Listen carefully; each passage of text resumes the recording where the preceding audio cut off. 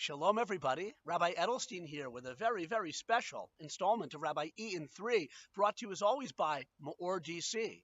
Ma nishtana Rabbi E in 3 hazeh mikol Rabbi E in 3s. How is this Rabbi E in 3 different than all other Rabbi E's in 3s? Well, it's before Pesach, and there's that special energy and beauty of the holiday coming up in some 48 hours. And that's why I have a special enthusiasm to make this a different Rabbi E in 3, because it's not last minute. That's another reason it's different. And I'll try to stick it to under 4 minutes. I'll try.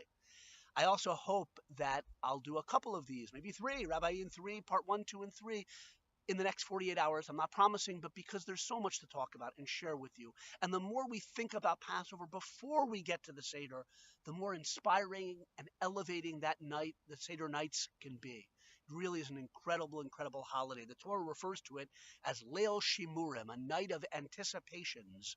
And the original Pesach, the original time we left Egypt, God looked forward to that night, we're taught, because it was the fulfillment of the promise he made to our ancestor Avram Avinu.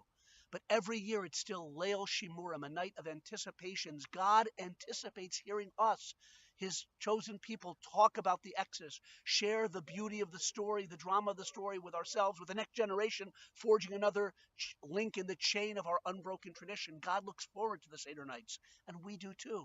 It's a beautiful time. I can't say every Jew, but so many Jewish people feel the sweetness and specialness of Pesach. I talk with students, of course, all the time. That's what I do.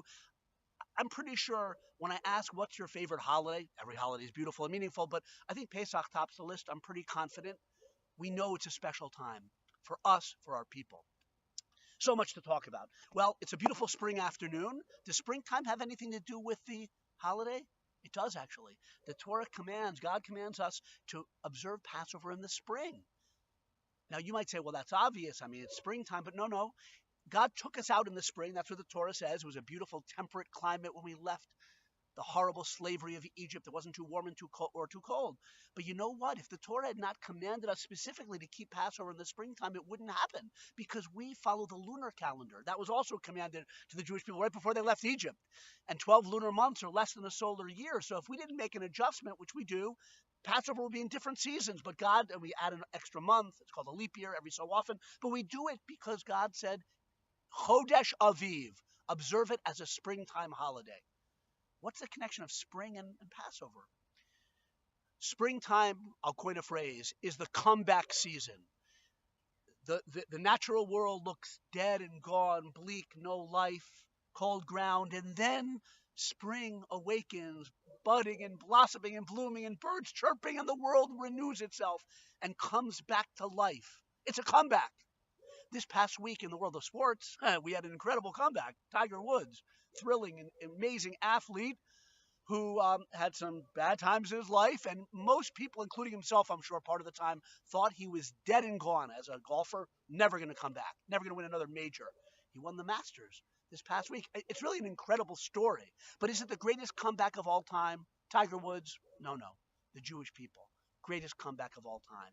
In a horrible, back-breaking, soul-crushing slavery that we never would have gotten out of had not Hashem, at the very perfect, the last possible moment, we're taught, took us out. We're the greatest comeback, with due apology to Tiger. We have the greatest comeback as a Jewish people.